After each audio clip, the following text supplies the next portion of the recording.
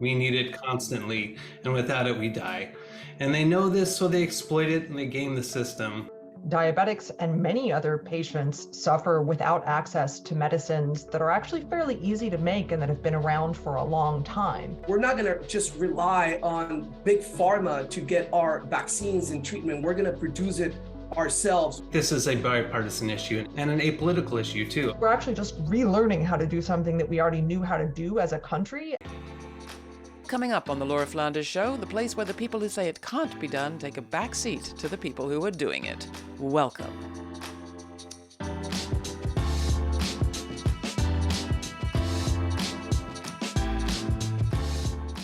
Today, we bring you a story of possible progress tackling America's killer drug price problem. If you or someone you care about depends on a life-extending drug, you know exactly what we're talking about. American diabetes sufferers, for example, number in the millions, some 37 million or close to 15% of all American adults.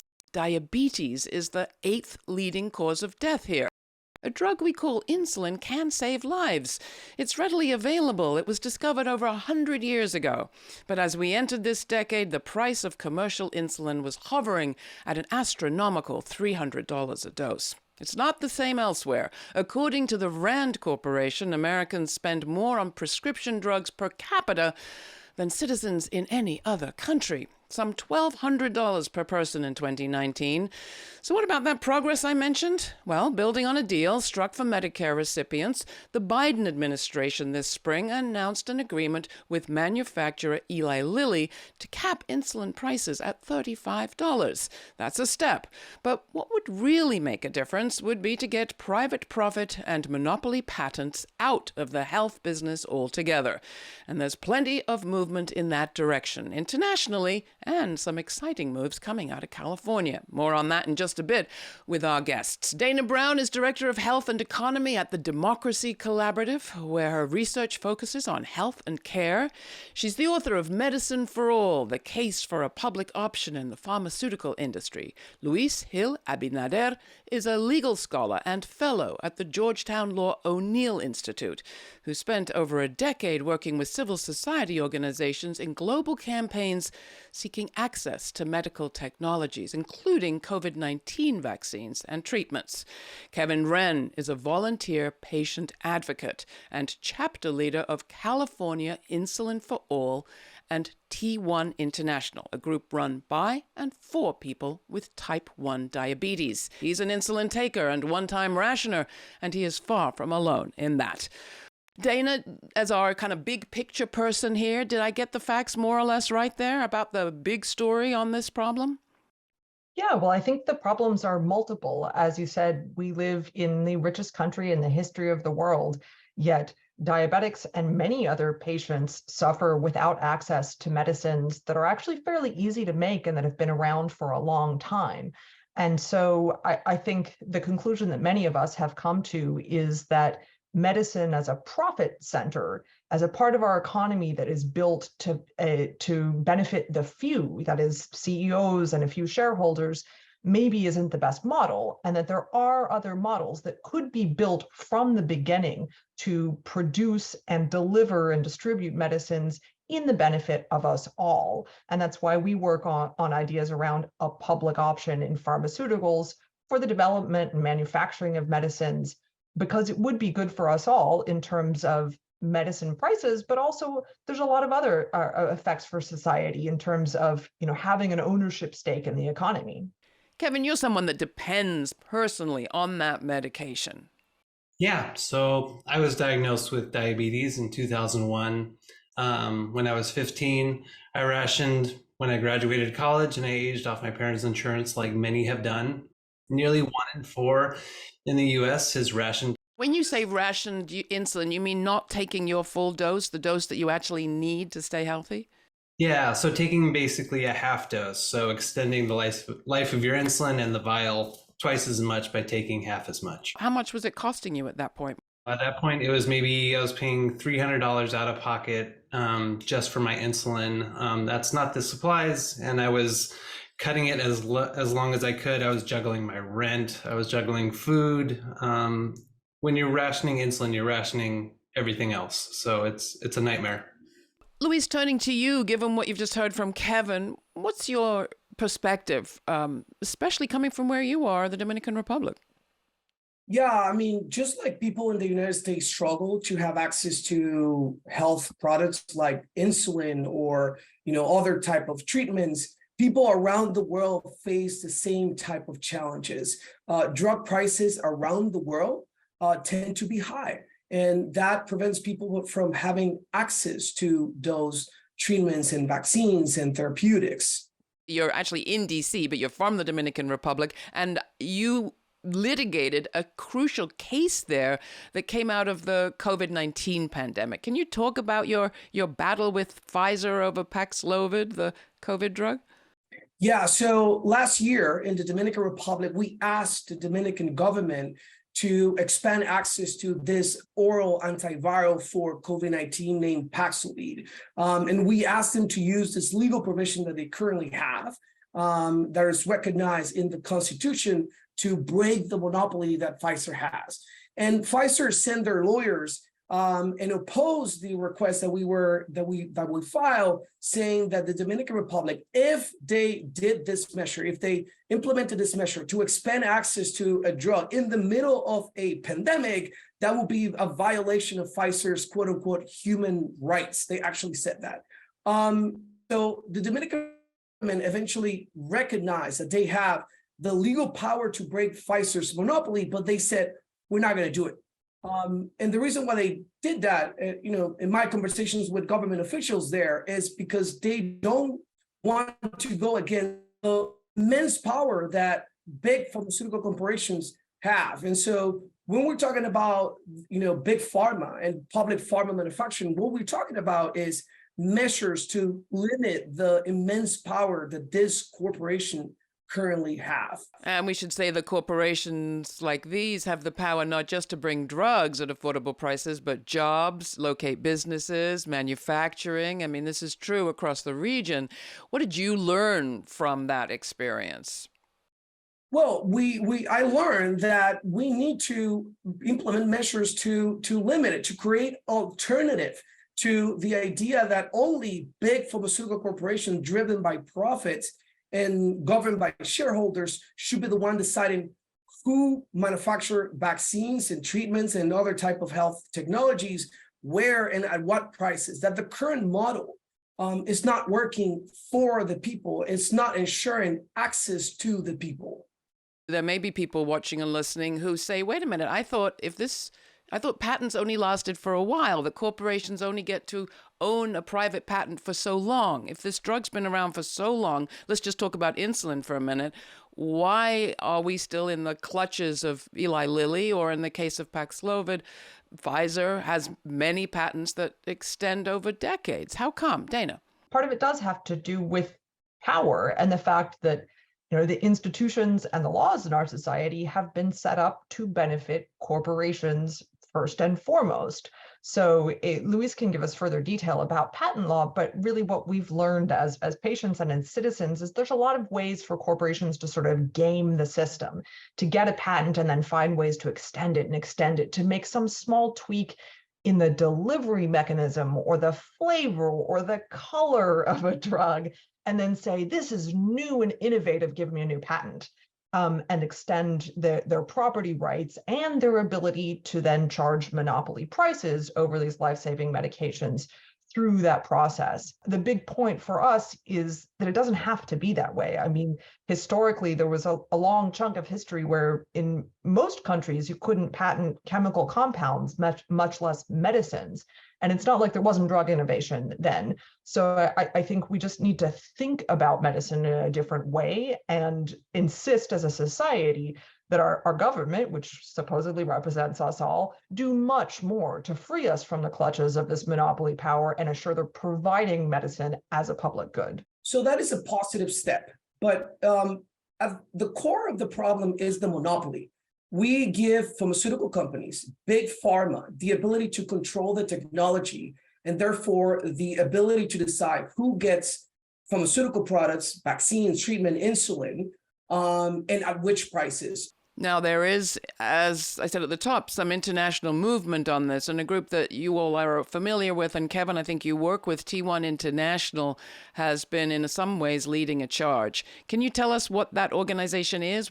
And can you explain its name to begin? Yeah, so T1 International is an international organization by its name. Started as an organization to support type 1 diabetics, but we're more inclusive to include all people with diabetes. And we want to encourage access to insulin and all the things that we need to survive. We need supplies, we need access to care. And it's an international movement, but here in the United States, it started maybe 5 years ago. And has really led the way in establishing co-payment caps for insulin, setting up patient coalitions, and then also passing this California legislation that would allow the state to manufacture insulin. When I saw the news, when I heard about Gavin Newsom's press conference, it's Gavin Newsom. I know there are always devils in the details, but it's a huge step in the right direction. And it's a very exciting model for the nation. There are over 3.4 million in California with diabetes. So if we can lower the cost of insulin by producing it at a fraction of the cost, which is around $30 is what they want to offer, that is a steep discount from what it is at the list price. So with 3.4 million using insulin, I mean, that's, yeah. It would make a big difference to you and 3.4 and a bit million other people. Dana, to you, can you just underscore for people here who perhaps are unfamiliar or less familiar than they should be with the whole concept of public ownership, what makes that structure different? So what's happening in California is categorically different, right? Because there's no profit motive here. There aren't shareholders. There's not a CEO in some other country who's making a lot of money for this. The public sector is going to be producing or entering into contracts to produce insulin at cost or at a little bit more than cost to begin with. So no one's paying this extra amount of money to satisfy Eli Lilly or Sanofi or another corporation, and we as a society benefit. I'd also just like to underline that there are huge benefits for everyone. It's not only important to me as an American that Kevin, because he's a great person, gets his insulin, right? But it's actually important as a taxpayer and a human that millions of people get to participate in the workforce. And that's also helpful. They pay taxes, right? People get to go to school and participate in their communities. This has economic and social benefits for all of us. And last thing, having the public sector take a bigger role in the production and distribution of medicine categorically starts to shift the balance of power. With some of the examples that Luis brought up earlier, governments are often reluctant to take any action to regulate big pharma for fear that they're just not going to bring new drugs to market, or they're not going to cooperate with us.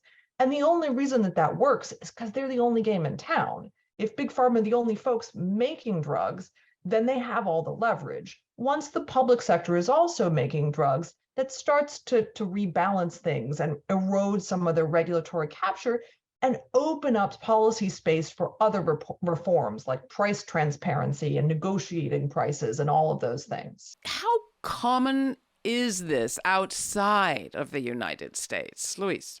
We have seen a number of different public pharma initiatives in countries like Brazil, Sweden, Cuba, and several others. In Cuba, they have the ability not just to manufacture things like vaccines, but also to do the research and the development. And we saw that during the COVID-19 pandemic, where the Finland Institute and the Center for Engineering and Biotechnology in Cuba, each of them launched their own COVID-19 vaccines. And so because of what we saw during the COVID-19 pandemic with vaccine inequity, what we're seeing is an increase in this type of initiatives where governments say, we're not going to just rely on big pharma to get our vaccines and treatment. We're going to produce it ourselves with public funding and with sovereignty. And so, for example, now Colombia, which 20 years ago had the ability to manufacture vaccines, but stopped making those investments, stopped sustaining those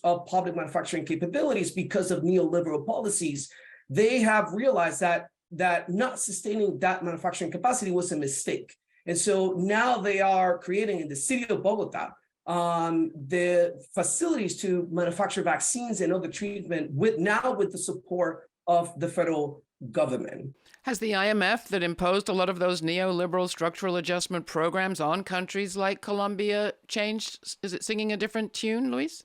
Many international organizations are now realizing that, the idea that developing countries should do like agriculture or textiles and rich countries should control the technology. I think across the board, we're seeing international organizations realizing that that was a mistake. And also governments in the global south are realizing that not sustaining their manufacturing capacity for things like vaccine is a mistake, because you must have access to this type of products. And especially during health emergency, you cannot rely on big pharmaceutical companies that are driven by profit and governed by shareholders. Kevin, coming to you. Luis conveniently mentioned Cuba, which reminded all of us, I'm sure, of the backlash that's likely to come knocking at Gavin Newsom's re-election campaign. It's socialism, it's anti the private profit motive, and it's, of course, stepping on the private rights and freedoms of private corporations. How important is this moment to that confrontation? I think the opposition is purely free market capitalists that are just cutthroat and want to exploit the system. When this bill originally passed in 2020, it passed 31-8. So this is a bipartisan effort. In Washington State, where I'm from, we passed insulin copay caps almost unanimously. There was one abstention. This is going to help so many people. This is a bipartisan issue and an apolitical issue too. I mean, these are drugs that need to be regulated like utility because they offer so much utility to people like me. Roughly 10% of the population has a chronic illness, and they're exploiting and extorting our need for this drug, and it's coming to an end. We produce this program with no money from private pharmaceuticals companies. But boy, there's an awful lot of private pharmaceutical, big pharma money in media these days. Dana, coming to you, you touched on the democracy questions early on, as did Luis. What's the Biden administration and what's Gavin Newsom up against? You're right that it makes sense to expect backlash in the current kind of political climate that we're in, and also given the power of big pharma. But to echo Kevin, this is a pragmatic solution that I think is really bipartisan in nature. And the people that conveniently say, oh, it's California, therefore it's a radical thing. But you have to remember the state of Massachusetts has been producing vaccines and other biologic drugs in the public sector for over 125 years. The state of Michigan used to do it in the public sector. Their lab was privatized in the 90s, but now there's a resurgence of interest from a Republican state senator who's been talking to the Democratic governor about reviving that tradition of producing drugs in the public sector. So this is a tradition in the United States. We've developed and produced medications in the public sector at various scales, from small public health labs at the municipal level to nationally under the Department of Defense. And this has been going on for a century or a century and a half. So really, we're actually just relearning how to do something that we already knew how to do as a country. And in terms of how can the public support, follow the Insulin for All folks on Twitter and social media. They will keep you focused on the prize.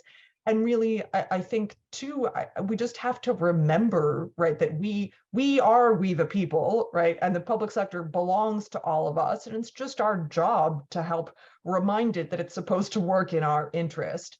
On diabetes, we know that there are racial and regional and environmental aspects to who is most vulnerable. I think no group in this country is more vulnerable to diabetes than Native Americans. Is that on the horizon, Kevin? Getting closer to stopping this disease? No, we're no more closer than we were when I was first diagnosed. I think even the developments with CRISPR are still long off. We've sunk a lot of research into a cure for diabetes, and we have left behind the people that just need it. The ADA and the JDRF take in millions upon millions of dollars and are funded by pharma, yet have remained silent on this crisis until just recently. So that's why the Insulin for All movement has really emerged, is because we need a conflict-free leader in the insulin space and someone to fight for us, and that's why it emerged. But I think, I mean, diabetes rates are only increasing. You look at the data, last 5 years, it's increased, I think, like 2.5% here in California, and that's hundreds of thousands of people just in California. And you spoke about BIPOC communities. They are most at risk for rationing just because of the inequities in our healthcare system. So when you see the big picture about the inequities of our system, it really trickles down to people with diabetes. Luis, I've heard you say that our approach to medicine needs to be decolonized. That is correct. Our current model for vaccine research, development, and distribution globally is colonial in many ways, because big pharmaceutical companies have the ability to decide who gets vaccines and treatments and insulin and other pharmaceutical products, and when and at which prices. And so low and middle income countries, the global south, often relies on donation-based approaches to get their vaccines and their treatments. And oftentimes those donations are for political concessions. We saw that during the COVID-19 pandemic with vaccine nationalism and vaccine diplomacy. So public pharma initiative, they have the ability to give resilience and sovereignty to countries in the global south, to avoid, to dismantle the dependence from big pharmaceutical companies. Coming to you, Kevin, maybe one of the strongest arguments for public ownership is that the people who came up with many of these drugs believed that they were coming up with a gift, I think, as the originators of insulin put it, for the nation, for the world. When you look back to that time and speak to those people from this one, what do you say? I think their vision has been corrupted by the influence of a capitalist system that exploits and extorts disability. I don't think they could have foreseen that when they developed insulin and sold it for $1, that it would wind up in the hands of profiteers, because that's what they are. I think we've seen this in the last 30 years. The price has increased 1,200%, a compounding annual growth rate of 8% for insulin in like the span of 20 years means that it explodes in price. It costs $5 to make. It winds up costing over $200, and I'm tired of watching my friends die. I'm tired of hearing about people who ration. I'm tired of breaking the law to help people source their medications. It's illegal for me to provide someone with insulin who is rationing. So I constantly am breaking the law just to help somebody just like me. I'm really tired of hearing the fears of children that I've lived through those kind of fears.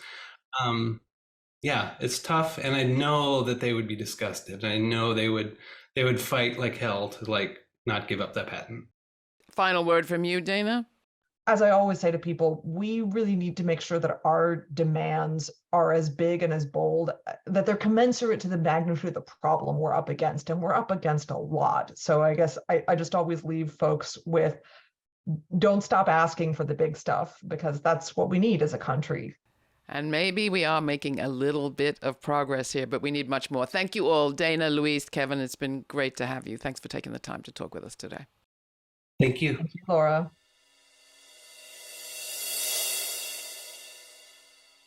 I hope you enjoyed that conversation about the possibilities of publicly owned pharmaceutical manufacturing. It's just one of the ideas that spreads when people get to hear about it. It's the kind of programming we seek to bring you on a regular basis here at the Laura Flanders Show. And every so often, we can talk to you about real impact. Remember a program we did a year or so ago from North Carolina about the expansion of private, for-profit paramilitary training camps? Well, that story and our reporting on it has led to a lawsuit brought by the residents of that small African-American majority town called Hoffman against that private facility and the mayors who gave the go-ahead in the planning process. A lawsuit is now going forward that may contest the kind of trauma that the residents have been enduring and air a whole lot more about what's going on in their backyards. It's part of the product of programming like this that spreads ideas and possibilities and airs wrongs that just can get righted. I want to thank all of you who supported our recent pledge drive. And if you want to find out about how you can participate in this project yourself, check out all the information at our website. Don't forget, you can always subscribe to the free podcast too. The information is right there. Till the next time, stay kind, stay curious. And thanks for joining me. For the Laura Flanders Show, I'm Laura. For more on this episode and other forward-thinking content, subscribe to our free newsletter for updates, my commentaries, and our full uncut conversations. We also have a podcast. It's all at lauraflanders.org.